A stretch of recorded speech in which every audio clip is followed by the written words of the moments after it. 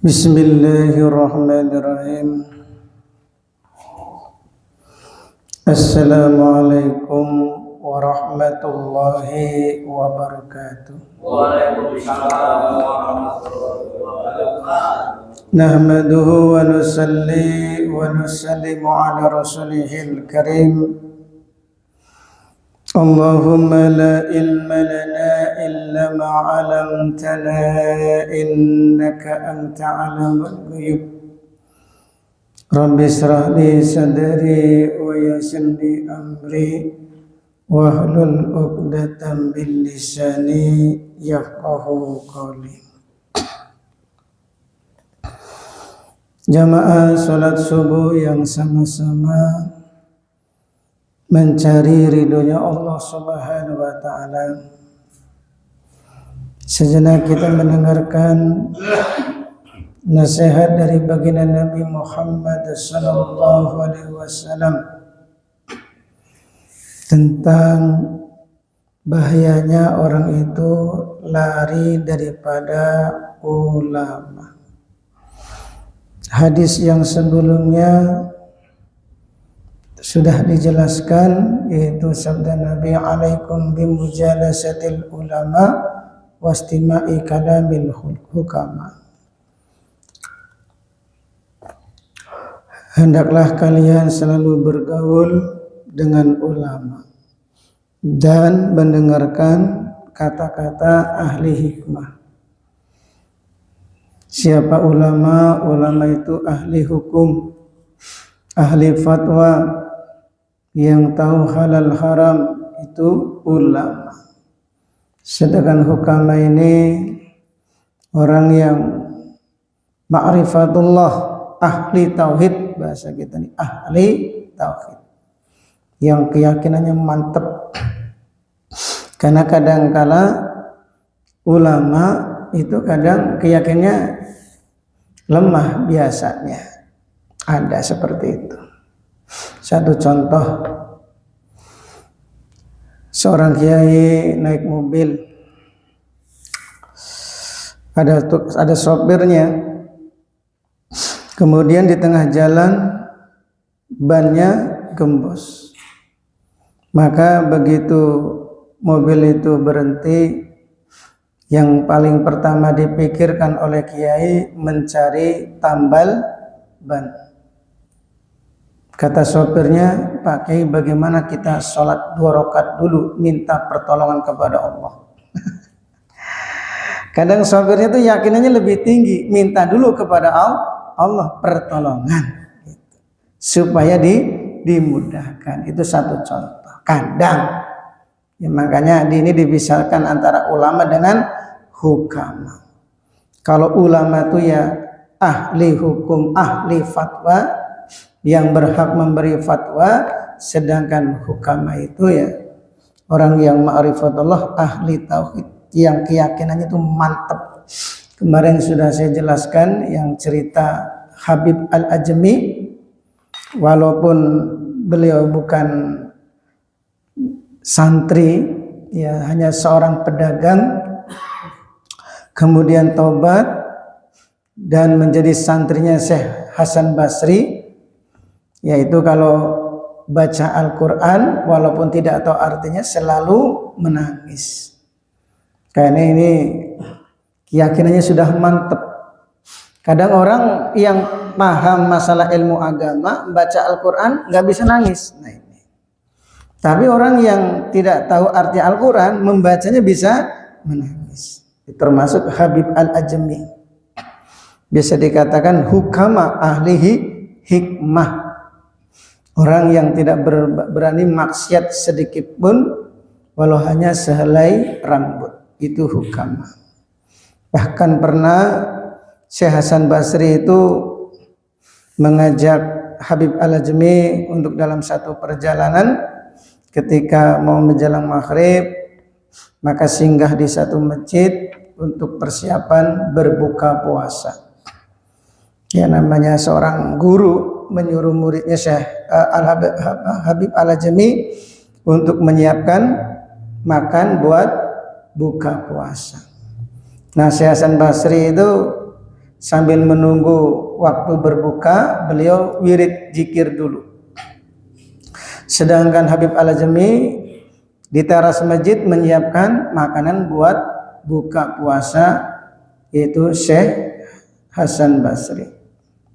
Ketika makanan sudah disiapkan, tahu-tahu ada pengemis minta. Ya sama Habib Al-Ajami itu nggak dikasih separuhnya, dikasihkan semua. Dikasihkan semua. Dengan keyakinan nanti juga Allah ganti. Maka begitu tiba waktu berbuka, Syekh Hasan Basri itu tanya kepada Habib Al-Ajami, "Beb, mana makanan buat berbuka puasa?" "Syekh, habis sudah saya kasihkan kepada peminta-minta, Syekh." Masya Allah. Apa kata Syekh Hasan Basri? "Kamu itu keyakinannya tinggi, tapi ilmunya kurang." Keyakinannya tinggi, tapi ilmunya kurang. Makanan untuk berbuka puasa itu ibadah juga. Ibadah, ya dikasih ya, jangan semuanya.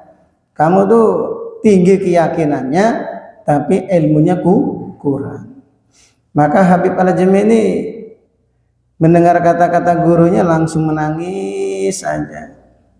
Ya, doa di dalam masjid itu minta kepada Allah. Tahu-tahu ada orang antar makanan, satu nampan lengkap, ada dagingnya, ada rotinya. Maka gurunya tanya, "Bib, dari mana?" "Dari Allah." Dari Allah. Saya itu ilmunya tinggi, tapi keyakinannya kurang.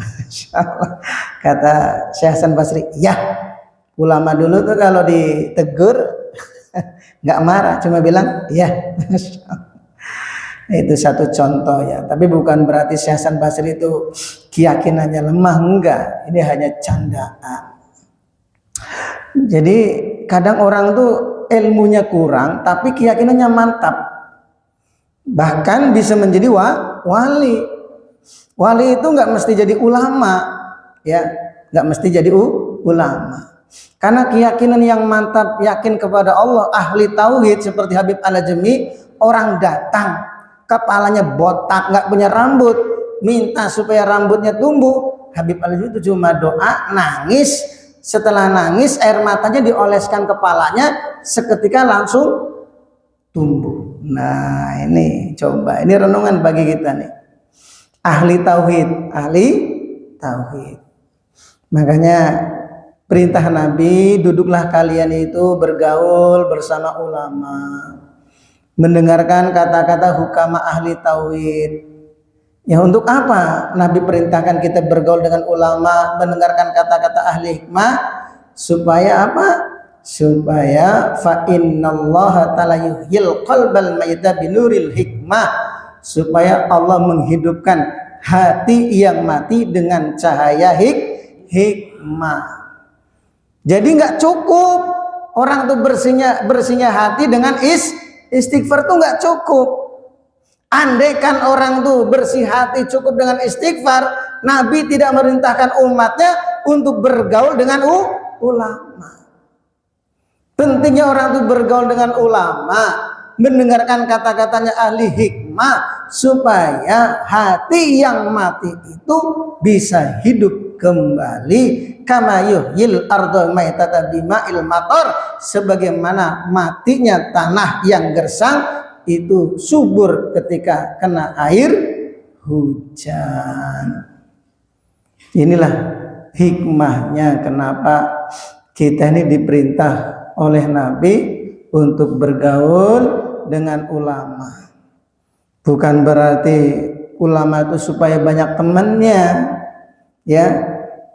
Jangan salah paham. Ya, kalau ulama itu ya mengajarkan ilmu kepada satu orang, ya pahalanya ya tetap dapat. Bahkan Allah gerakan makhluk-makhluknya Allah yang ada di langit, makhluk-makhluknya Allah yang ada di bumi, yang ada di lautan. Berapa miliar makhluk Allah yang ada di muka bumi ini, yang ada di dunia ini semuanya memohonkan ampun kepada seorang ulama yang mengajarkan ilmunya. Nggak rugi. Walaupun ya yang disampaikan adalah cuma satu orang. Nah ini pentingnya. Cuma kalau kita ini nggak duduk, kita yang akan rugi karena nggak cukup hati ini bersih dengan istighfar. Maka kalau orang tuh jauh dari ulama, sulit hati itu akan bersih. Kalau hati sulit untuk bersih, untuk menerima kebaikan juga akan sulit. Maka supaya orang itu mau mendengarkan kebaikan, maka sering-seringlah duduk dengan ulama, bergaul dengan ulama. Kemudian mendengarkan perkataan ahli hikmah itu ahli tauhid. Dalam hadis yang lain, jalisul kubara wasailul ulama wa khalitul hukama. Duduklah kalian bersama kubaro. Nah, kubaro itu yang memiliki dua perkara, ya ahli ilmu dan ahli tauhid. Itu para kiai. Seperti ulama Syekh Habib Umar dari Yaman, Kiai Mbah Mun Jubir, Kiai Hasyim Asy'ari, Kiai Khalil Bangkalan, orang-orang ahli hikmah yang mereka itu ya punya pengalaman, ya sholat 2 rakaat bisa mendatangkan duit. Ya seperti seorang kiai baca ya kafi ya goni ya fatau ya rozak, pagi-pagi ada orang ngantar uang 1 koper. Itu orang-orang yang sudah berilmu dan tauhidnya mantap. Jadi kalau kita ini ada masalah, kembali kepada diri kita, karena kita nih ya jauh daripada ulama. Kalau kita sudah jauh dari ulama, hati ini mati. Kalau hati ini mati, sulit amal ibadah kita ini diterima karena kerasnya hati. Makanya perintah Nabi jalisul kubara wasailul ulama, bergaulah kalian dengan kubara yang memiliki 2 perkara, yaitu ya ahli ilmu dan ahli tauhid. Kemudian wasailul ulama, selalu bertanya dengan ulama. Wa khalitul hukama, dan berbaulah dengan ahli hikmah. Tujuannya apa kita bergaul dengan mereka? Karena tahdibun lil akhlak, bergaulnya kita dengan mereka itu akan membaguskan akhlak. Nah, akhlak kita ini akan baik kalau kita ini dekat dengan ulama.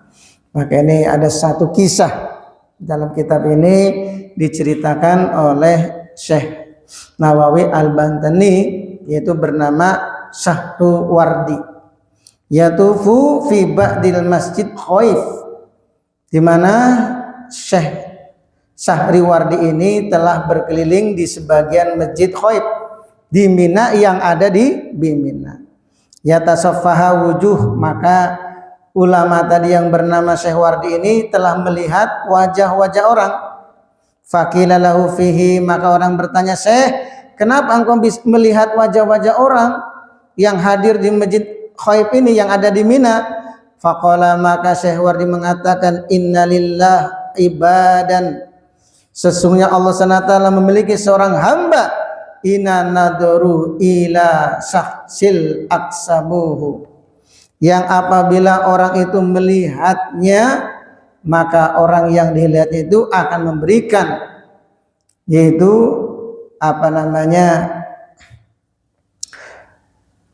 saksi ini khaif sa'adatan, kebahagiaan. Jadi akan memberikan kebahagiaan, itu makna daripada sa'adat. Jadi dari sekian orang yang hadir di Masjid Khaif itu mesti ada wajah-wajah orang itu kalau dilihat itu mendatangkan kebahagiaan. Itu mestilah. Ya seperti kita nih kan, ibaratnya sebelum nikah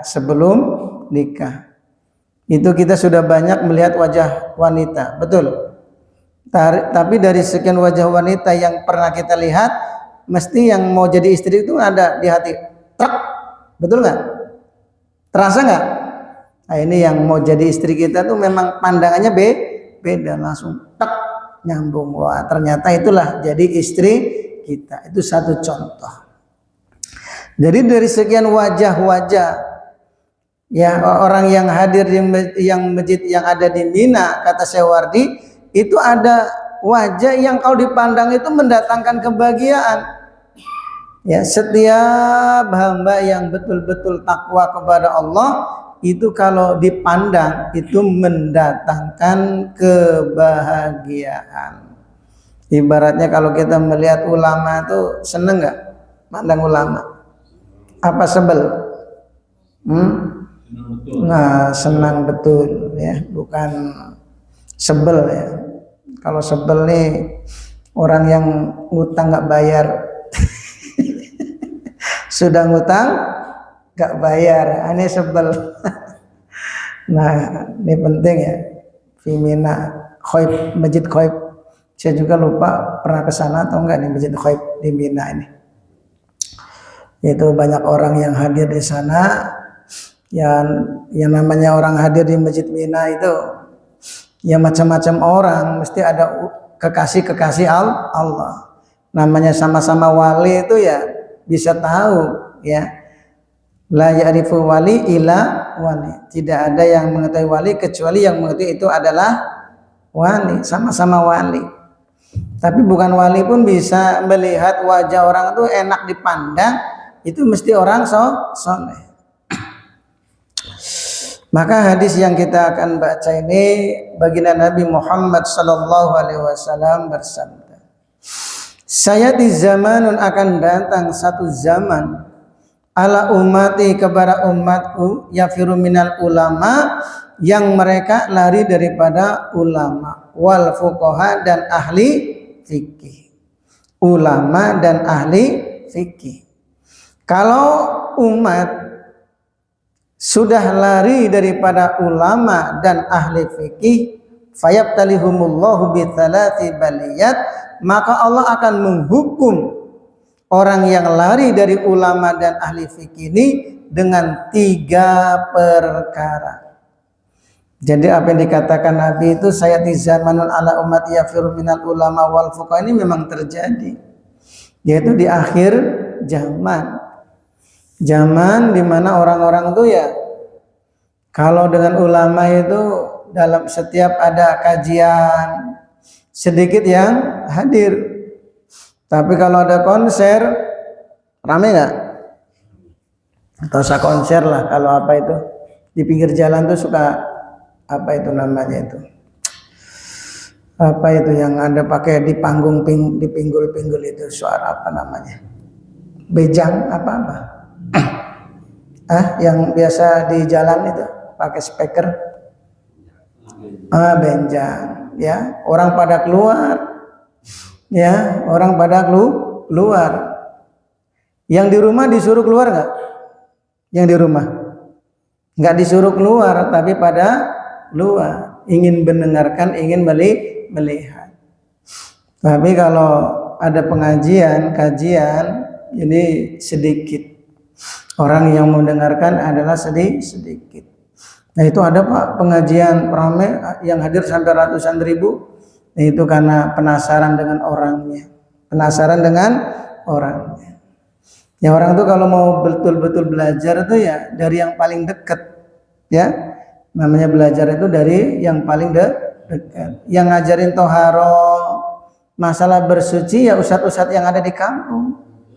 Ya, yang ngajarkan ikro, yang ngajarkan sholat dengan benar itu ustadz-ustadz yang ada di kampung. Kalau ustadz yang ceramah-ceramah masa mau ngajarin toharo? Ya, ngajarin toharo nggak jadi ceramah. Ya, maka semua orang yang paling berjasa ya ulama-ulama atau kiai-kiai kampung, kampung. Maka mereka lah orang-orang yang telah berjasa. Ya, maka kalau orang tuh sampai ratusan ribu hadir, itu penasaran dengan orangnya. Beda dengan orang yang betul-betul mencari ilmu. Kecuali kalau di kampungnya sudah nggak ada dan di sana ada ulama, baru kita boleh ke ke sana. Ini penting, kalau orang itu sudah jauh dari ulama, jauh dari ahli fikih yang pakar masalah hukum, Allah kasih 3 hukuman. Ulaha yang pertama, hukuman apa? Yarfa'ullahul barakati min kasbihim. Allah hilangkan keberkahan dalam usahanya. Nih, hukuman orang yang jauh dari ulama dan ahli fikih itu walaupun dia jago dalam bisnis, jago dalam usaha, itu akan dicabut keberkahan dalam usahanya. Kelihatannya mendapatkan keuntungan yang besar kelihatannya awalnya, tapi endingnya nanti menimbulkan masalah dalam kehidupannya. Itu udah mesti. Orang yang jauh dari ulama dan ahli fikih itu kelihatannya awalnya itu ya kayak yang tenang-tenang saja, nggak punya masalah. Nanti pada akhirnya masalah itu akan datang, entah dari usahanya itu sendiri, atau dari keluarganya, atau dari anaknya. Yang jelas mesti orang yang jauh dari ulama Allah kasih hukuman, yaitu dicabut keberkahan dalam usahanya. Walaupun dia jago banget dalam bisnis. Yang kedua, yusallitullahu ta'ala alaihim sultanan, dikasih pemimpin yang zalim. Jadi pemimpin yang zalim itu ya sebenarnya hasil dari amalan kita. Hasil dari amalan kita. Lau anna ahlal qura amanu wa taqala fatahna alaihim barakatim minas sama'i wal ard. Itu janji Allah. Kalau orang itu semuanya beriman dan bertakwa, Allah berikan satu kampung, satu negeri keberkahan baik dari langit maupun dari bumi. Di antara keberkahan yaitu dikasih pemimpin yang adil.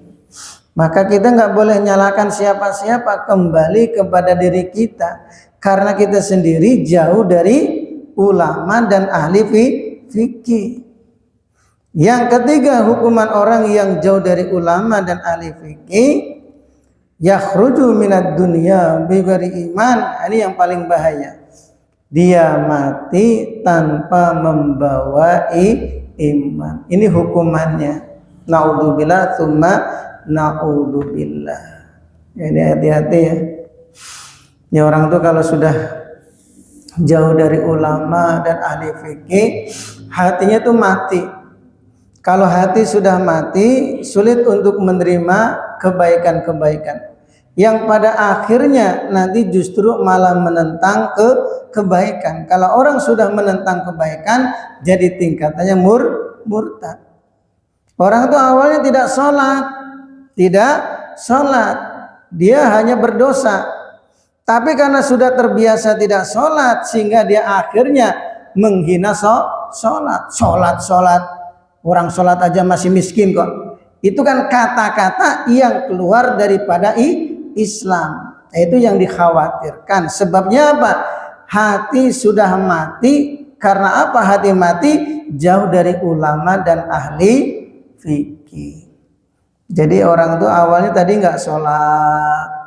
Sebab dia nggak sholat, sudah terbiasa, akhirnya berani menghina sholat. Kalau orang sudah menghina, jadi murtad. Masya Allah. Tsumma na'udzubillah.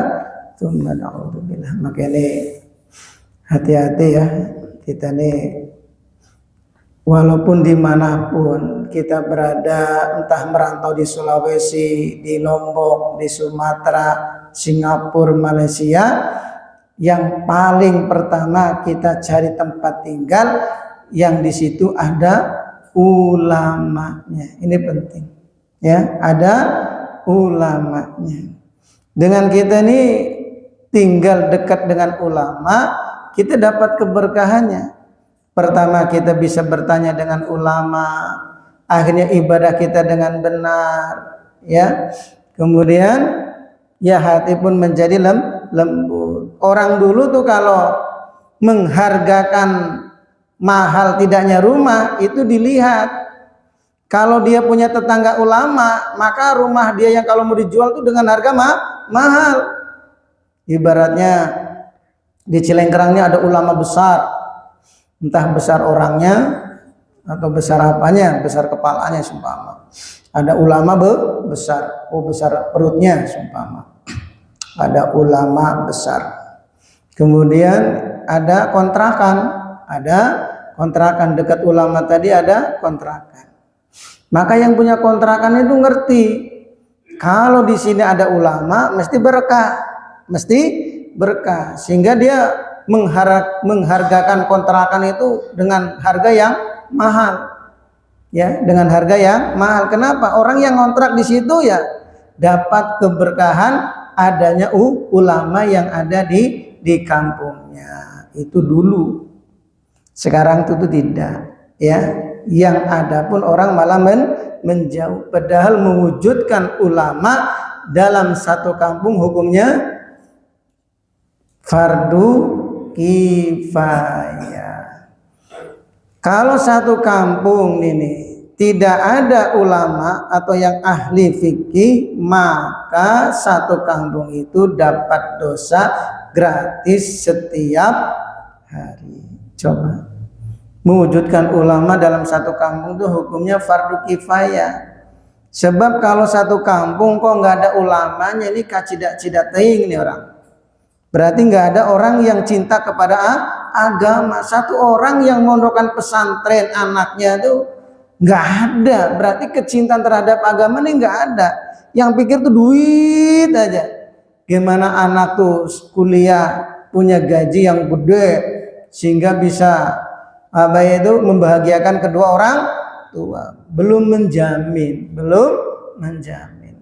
Tapi kalau orang itu memikirkan anaknya jadi ulama, justru ahli-ahli dunia pun akan belajar kepada ahli agama. Betul nggak? Presiden datang ke Kiai Mbah Mun Jubir almarhum, coba. Presidennya yang datang. Coba lah kalau kita lihat ulama-ulama ya yang ada di medsos, hidupnya kan mulia, ya. Ustadz Adi Hidayat, Ustadz Abdul Somad, ya, kemana-mana ya selalu dimuliakan. Itu satu contoh. Ya, alangkah beruntungnya orang tuanya. Masalah duit ada, ya, itu satu contoh. Ya, tapi kalau orang itu ya kuliah, kemudian selesai dapat ijazah, itu dia belum pasti dapat kerjaan dengan gaji yang besar, itu belum pasti.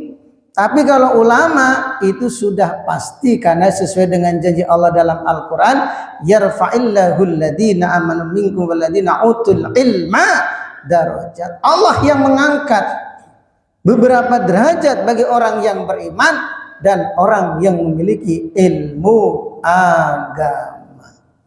Jadi orang punya ilmu agama itu mulia. Maka adanya ulama di satu kampung itu sangat penting ya, supaya kampung itu menjadi barokah. Maka yang ada ini jangan sampai kita ini tidak merapat, yang akhirnya hati kita menjadi keras. Nah, kalau sudah keras ini bahaya, sulit untuk menerima kebaikan-kebaikan. Yang dikhawatirkan kata Nabi ini, yakhruju minad dunya bighairi iman, dia mati tanpa membawa iman. Na'udzubillah, ya. Ini yang paling gawat nih. Orang itu coba dalam di YouTube itu orang-orang yang menghina Islam. Kadang orang Islam sendiri tapi menghina Islam. Mereka yang tidak mengamalkan amal agama. Ya, saya yakin orang yang rajin sholat 5 waktu berjamaah, 5 waktu ya berjamaah di masjid walaupun hujan tetap berangkat. Ini orang-orang yang cinta terhadap agama, peduli terhadap agama. Andaikan sholat tarawih pun dikasih 23, itu ya biasa saja.